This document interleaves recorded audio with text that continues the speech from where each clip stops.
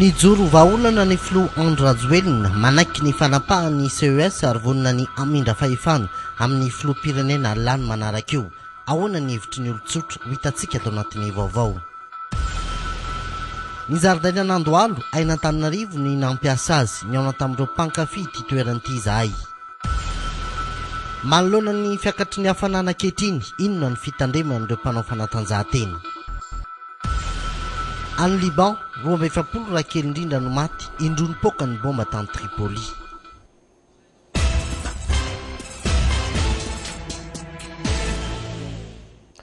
Miarabantsika rehetra amin'ny ity hariva ity ny manasantsika ihany koa anaraka ny fotoanan'ny vaovao hatramin'ny farany eto amin'ny fahitalavitra aviva no entina taminao tao anatin'ny lohateny teo zany fa dia omaly araka ny efa noresahana sy matombo vaovao nireo gazety mpiseho isan'andro ary narahanao teto amin'ny fahitalavitra aviva ny fanambarana izay nataon'ny filoha Andry Rajoelina nilazany ny fanekeny izay ny didy navoakan'ny SES naveriny favonina izy ny anao famindram-pahefana amin'ny fomba demokratika amin'izay filoham-pirenena lany voalohany amin'ny repoblika faefatra ho avy io. Iverenantsika ny fanazavana sy ny famotinana n'izay kabary nataon'ny filoha Andry Rajoelina izay fa tahaka ny ahoana ny nandraisan'ny olon-tsotra n'izay kabary ny filoha izay ny aona tamin'ny ireo olon-tsotra sy naka ny hevitra izy ireo mampiorina Ravalosanina. Nametraka fitokisana tamiko ianao koa azamanana malahelo fa miaraka mijery lavitra sy mibanjina no avy isika. Ny gazety rehetra mpiseho isan'andro nanao matombo avao ny votoantin'ny kabarin'ny filoha Andry Rajoelina lalina sarotony amin'ny tokony sy ny fifidianana ny olon-tsotra. Raha ny tena marina tsara ny ilaina misy fifidianana mba hampiadana ny vahoaka fa kosa mba tokony hoe tsy ny frantsay mihitsy ny baiko sy andidy azy na ary sisanao sy risimao hoe manao raha tsy mirotsaka fifidianana zany izy dia afaka manao passation selany dia mety aloha le izy satria efa elany andrasana le vahoaka ny amin'le teteza mitalava reny satria tsy zakatsika malagasy le izy. Etsy andaniny misy ireo mahita fa mety hiteraka korotana indray ny fifidianana no ireo mpandray anjara mety ho raikitra indray ny ady siza. May sary nitarika fikorotanana satria zareo tsy manaiky daholo na ny atsy na ny atsy tsy manaiky daholo. Io dia miankina manokana fa efa hita le fiovaovana foana isan'andro miovaova foana dia tsy fantatra hoe tsisy ataoko hoe tsy azo hitokisana intsony zany le zava-misy zay le izy. Etaetan'ny malagasy sy ny filaminana politika fandriampahalemana ary fitantanana. Miankina amin'izay ataon'ny zalapanao politika ihany fa zay tsy mahalala mihitsy zay dia mihaino fotony dia mivoavoaka. Mifandrinay aloha dia mba aleo mba ilamina mifandrinay fa tena. Zay moa tompoko dia mety aminay le izy. Ireo kandida anankitelo ireo koa zany tsy tianay hiditra amin'ny intsony fa kandida vaovao ny tianay hiditra ao. Fa raha fahalalako an'ilay izy zany dia tokony hoe rehefa hoe misy zany matsapatena hoe tokony hiala dia miala rehefa misy zany hoe raha hoe zay zany tsy ampisy korotana eto. Mety izay ny fahitan'ny rehetra ny fanambaran'ny filoha tetezamita izay miantso ho amin'ny filaminana.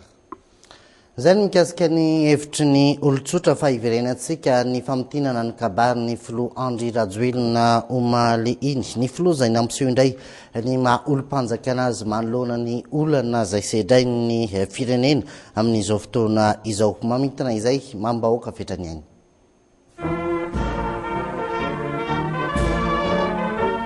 Tamin'ny alalan'ity lahateny ho an'ny vahoaka nalefa tamin'ny anao manjerim-panjakana ity no nanehoan'ny filohan'ny tetezamita ny heviny manoloana ny fivoaran'ny raharam-pirenena indrindra ny fivoahan'ny lisitra raikitra ireo kandida hiatrika ny fifidianana filoham-pirenena. Ny fitiavako ity tandrasantsika ity no lehibe sy mavesa-danja lavitra mihoatra noho ny ampipoko sy ny faniriko ilatsaka ho vidiana ho filoham-pirenena araky ny fanambarako ombenombeny raha teo. Tsapako fa miandrandra fifidianana fantratra ny vahoaka malagasy. Noho izany dia manaza ny fanapa-kevitry ny fitsarana manokana momba ny fifidianana na ny CES ny tenako. Raha toa ka fivoahana amin'ny tondro zotra, fanapahana ny tady iraisana amin'ny fiaraha-mitantana ny tetezamita ivoahana amin'ny krizy no everiny ankolafy ravalomanana tao. Ny joro vaolana amin'ny famahana ny sakana rehetra ny Filoandry Rajoelina ary nampanjaka ny tombontsoa ambonin'ny firenena sy ny fitiavan-tanindrazana. Tsy mila intsony isika olona na dia iray aza amoiny ainy noho ny tsy fitovikevitra ara-politika. Mipetraka ho vaolana ho an'ny firenena ny tenako androany ary ho vaolana ho an'ny firenena rapitso. Ny fiainana sy ny mpitondra dia mandalo, fa ny atao dia mijanona sy mitoetra ho tantara. Noho izany dia ny fahendrena sy ny fandeferana no lova sy ohatra tsara indrindra apetraka ho an'ny taranaka faramandimby. Nampiseho indray ny maolo-mpanjakana azy ny filoha tamin'ity lahateny ity. Lahateny ny antson'ny rehetra ifanolotanana amin'ny fiatrehana ny fifidianana. Ho tanteraka ny sitrapon'Andriamanitra mamiko sy mamitsika i Madagasikara.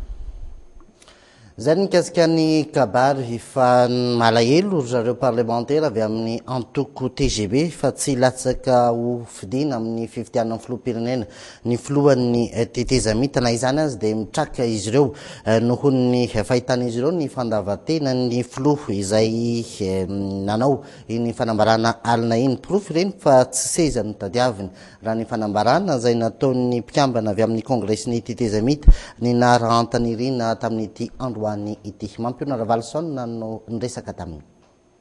Hita zany fa tsy hoe le hoe ny parti no jerena na le hoe fitiavatena no jerena zany fa fitiavana n'le tanindrazana ary tena nabaribary ny filohandry Nirina Rajoelina zany fa tsy hoe fitiavana seza na hoe fitiavana mbola hitondra indray Ny avy amin'ny antoko TGV moa izay mbola nanamafy fa tokony fifidianana izay ho solombavambahoaka no alefa melo mba tsy hisian'ny olana eto amin'ny firenena.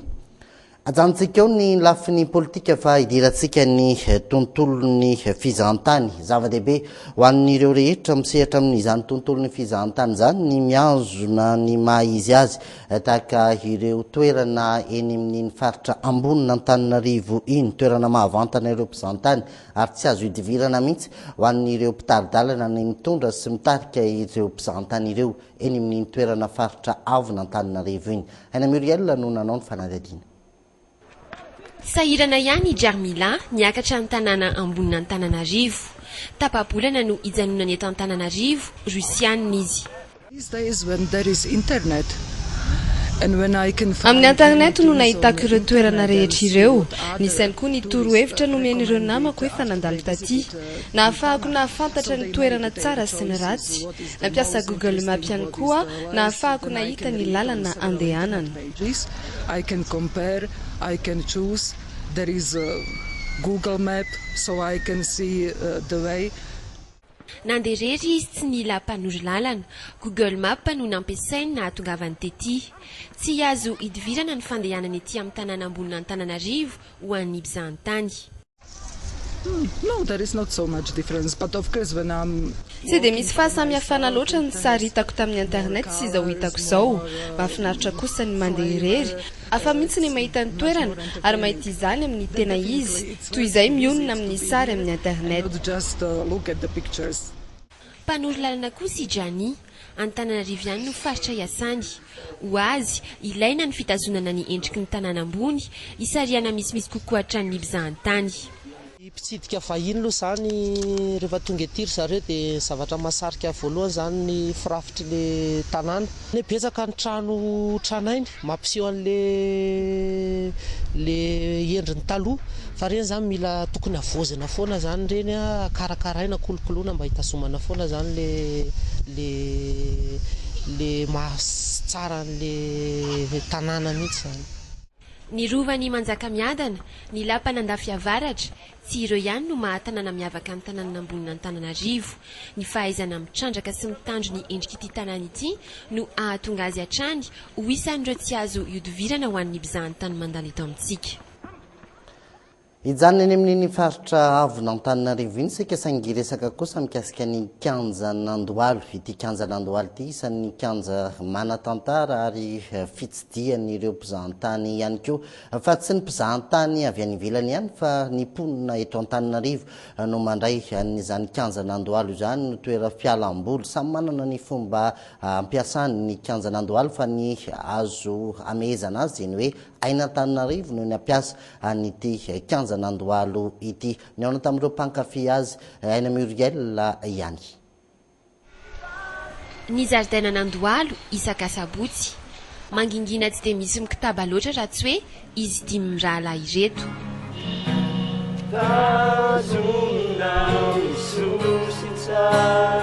Mihira miala voly izay no ahatongavany eto Andohalo. Mpiara-mianatra ny sady mpinamana ety izy ireo no manala azy vita baka. Zay zao tamin'ny sivy dia efa teto zao zany mba manala azy vita baka anay zany eto zany nefa mahazatra anay zany rehefa manala azy ohatr'izao rehefa mba misy fetifety. Ahoana ny fahitanareo an'ity toerana ity? Afinaritra tsy dia misy olona. Tsy lavitra eo lehilahy iray manao kady sakafom-biby metatra vidy sy mialo ihany koa ray mpianakaviana iray hafa mamaky gazety. Isaky ny asabotsy tahaka izao ora roa no lan'ny indramization eto Andohalo. Isaka sabotsy zany tsy maintsy mandeha ety ny antony ety amin'ity toerana ity zany lalina sady taony andrivotra raha teo madio zay zany ny antony voalohany. Dia manala le disadisa-tsaina sy ny rehetrarehetra mandritra ny herinandro iny isaka sabotsy keo zany aty zany no afaka mamaky gazety milamina kokoa noho ny ohatra azy. Afapo amin'ny foto-dravitra sy eto Andohalo izy voatazona ny mahatoerana manana ny mahizy azy ny zaridaina n'Andohalo. Metatra vitsetsy ambony eto amin'ny toerana tokana ho an'ny ortana ankizy milalao échec. Sy ankizikisy tao an-trano any nakaty dia zao mba milalao kely ohatr'izao. Tamin'ny valo ny angatanay trano dia mba mijery toerana konko. Andohalo sy ny zaridainany na dia samy manana ny antondiany aza ny tsirairay ny iraisany dia ny hoe ny tady filaminany fahanginany fa indrindra ny rivotra madio. Azo donona fa isan-kalahady moa dia mbola misy ihany ny fifaninanana hiragasy atao etsy amin'izany kanja nandoalo izany. Isento kely tsika amin'ny alalan'ireto todokavarotra vitsivitsy ireto ianaraka ny fanadihadiana momba ny hafanana sy ny fanatanjahantena inona ny fepetra raisin'ireo mpanao fanatanjahantena amin'izao hafanana somary efa mianika izao. Eo ihany koa ny fankalazana ny fahadimampolo taona ny fimpima tany mahajanga-tany ny fanilomempita ary ny maresaka avy any ivelany ny any Liban no isan'ny mitana ny sainy ny besin'ny maro amin'izao fotoan'izao. Rehefa avy eo mionary.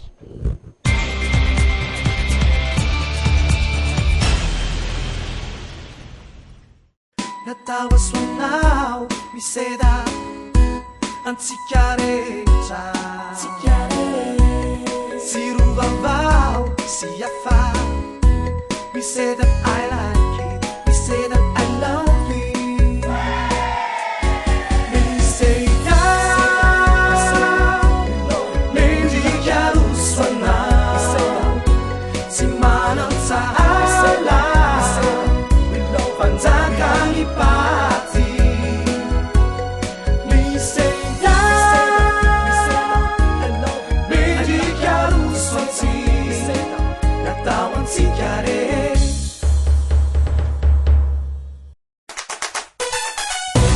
energy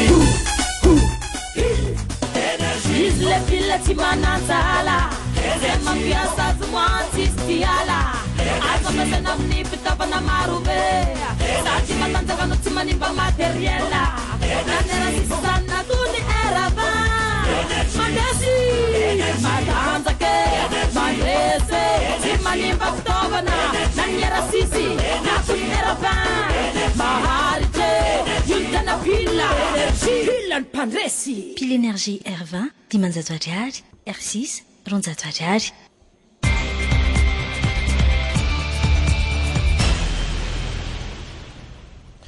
tonga soa amin'ny tapany faharoa ny fampahalalam-baovao ny anboatsika ny fotoana dia ny kilalao tena malagasy ary maro ny mpankafy azy isaky ny toerana be olona matetika no ahitana ny mpilalao azy matetika eny Isotry eny Andohalo eny Antaninarenina ampompiaonan'ireo mpankafy fanorona avokoa izany toerana izany ny fitiavana ny fanorona izay no fanadihadiana ho entin'ny Santatra Ramananarivo.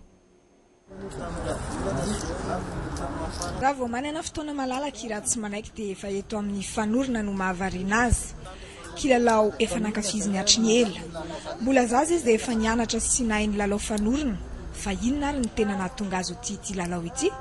Nahatonga anahy hitanao zany tena azy satria izy misy ifandraisany amin'ny tantara zany nisy fotoana nianatra tantara. Fa misy ifandraisany be amin'ny tantara malagasy ny kilalao fanorona mody hoe sarisary eto izy. Misy fotoana arakarak'ilay fahafana izy zao hitanao zany raha ohatra hoe malalaka zany ny izy ty fandalam-potoananao dia misy fotoana maninty izy ty makaty zany lalao arak'ilay tenena hoe mitaiza saina izy zany tena marina. Antaninarenina eto no ambohi-pionana ho an'ny fanorona. Efa hita misy marika mihitsy eto ny vato nosoritana. Sarina fanafody eto no nangonina. Ho an'i Gérard, aminy kilalao tena malagasy no tena antony itiavany azy. Fanalan'andro sady fampiasana saina. Izy zany tena fampiasana saina mihitsy ny fanorona. Izy zany natonga nanao fanorona mihitsy dia le tena fitiavana an'le kilalao malagasy mihitsy. Eto Andohalo indray. Eto indray ny lalao atao miaraka ny tena navohitra. Fa ny an'izy mianadahy ireto dia ny fanorona no nahaliana azy. Efa manao fifaninanana mihitsy ifidy rehefa misy izany. Nampianarin'ny dadanay. Dia isaky ny inona raha ohatra ny manao fanorona? Nandray isan'andro. Nandray rehefa malalaka izay dia manao. Mora le izy. Mora soritina ny sary anaovana ny fanorona ary rehefa vato dia mety avokoa na odim-boasary azy. Raha ny resaka mandeha iray amin'ireo lalao itovizantsika amin'ny hebreo hono ny fanorona. Lafim-baovao hafa tanteraka kosa efa miakatra ny hafanana amin'izao fotoana izao indrindra rehefa atoandro sy ny folakandro iny. Io anefa matetika ny fotoana isafidianan'ireo mpanao fanatanjahantena hitaizam-batana sy hanaovana an'izay fanatanjahantena izay. Misy araka izany ny fikafika madinidinika araka ny nahitan'ny Santatra Ramananarivo azy entina hiatrehana izany hafanambe amin'ny fotoana fanaovana fanatanjahantena izany. Santatra Ramananarivo Mampiorina Ravalosanina.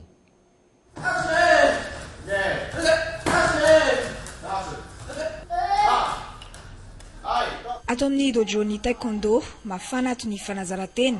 Efa tamin'ny 12 no nanomboka izany. Ho an'ny miarisoa ny rano ihany aminy no vahaolana amin'ny hafanana fa tsy ny rano rehetra. Raha samy manokana aloha tsy misotro boisson énergétique fa raha mangatsiaka tsotra ihany dia fa ampianary efa vizana dia misotro jus de citron ohatr'izany fa jus naturel foana sotro. Etsy ivelany migaingaina ny andro saingy tsy manaka an'ireo boay kely tsy hanao fanazarantena izany.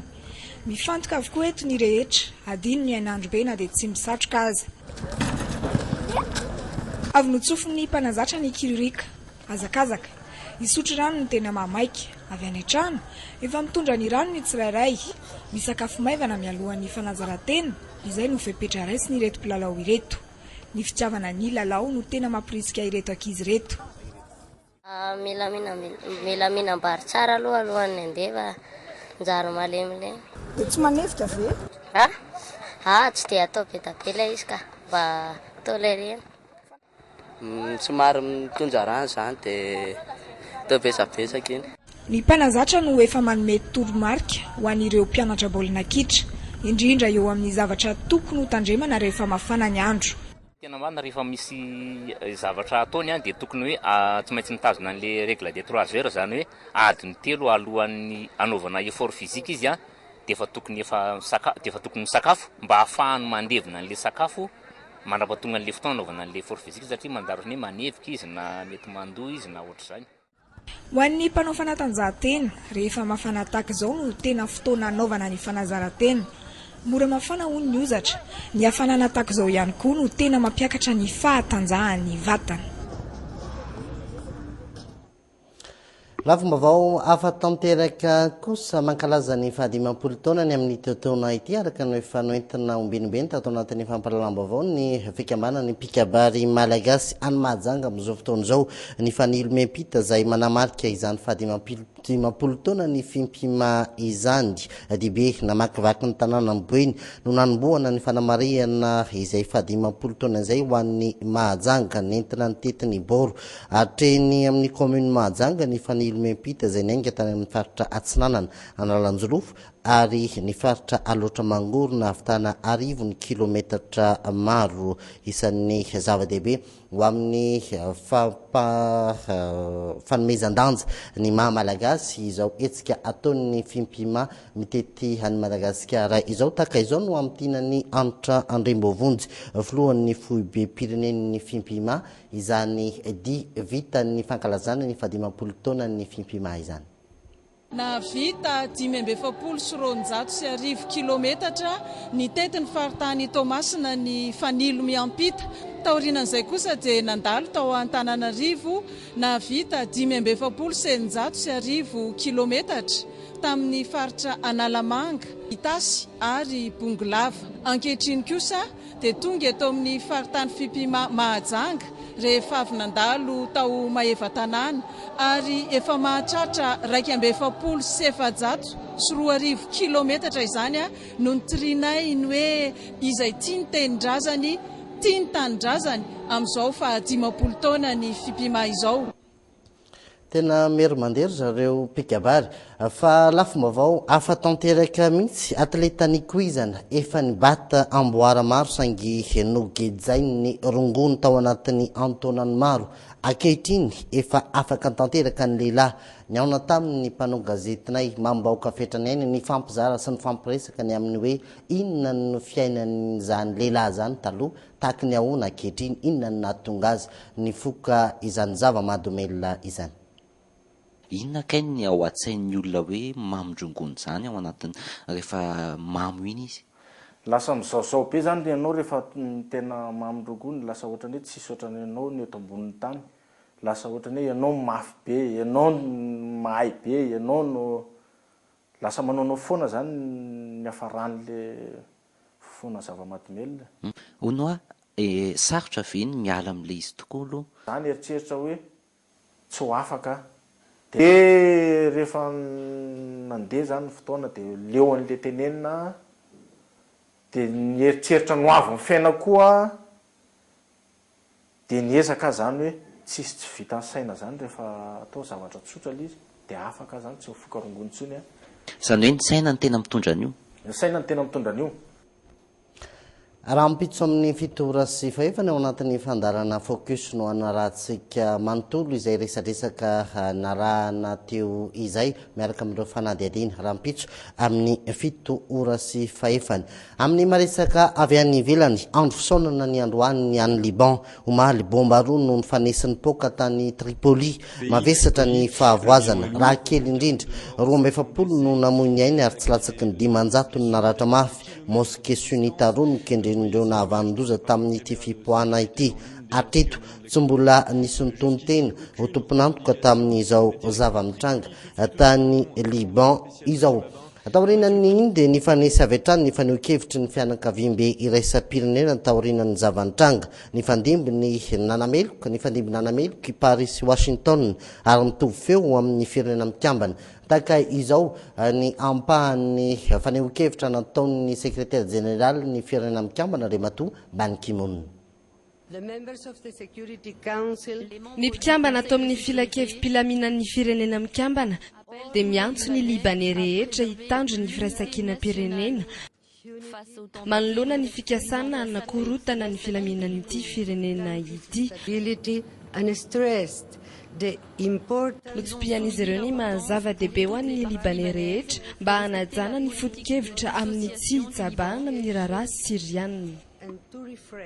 Hitantsika fa ny filohan'ny filan-kevitry ny fandriam-pahalema ny eo anivon'ny firenena mikambana no nitondra izay faneho-kevitry ny firenena mikambana izay fa mikasiky ny raharaha iny ihany dia inona marina no mety antony ity fipoahana bomba tany Tripoli ity ho an'ireo mpamakafaka ny raharaha iraisam-pirenena tombanana ny isy fandraisany amin'ny raharaha siriana izany i Bashar al-Assad izay efa nilaza ny anitatra ny ady misy ao aminy ivelan'ny Syria raha mitohy ny ambarany fa fanohanana ny firenena vahiny an'ireo antokon'olona izay sokajiana ho mpampiororo amin'izay maresaka any Syria izay ihany dia efa hoerinandro zao no ampangainy sehatra iraisam-pirenena ho nampiasa ny fitaovam-piadiana simika ny miaramila ny Bashar al-Assad fampiangana izay no amafisy ny fahafatesan'olona anjatony tamin'ny fomba nampia ny alarobia teo manamafy ny heverin'ny Washington ary na mitombo ho efatra ny sambo mpiadina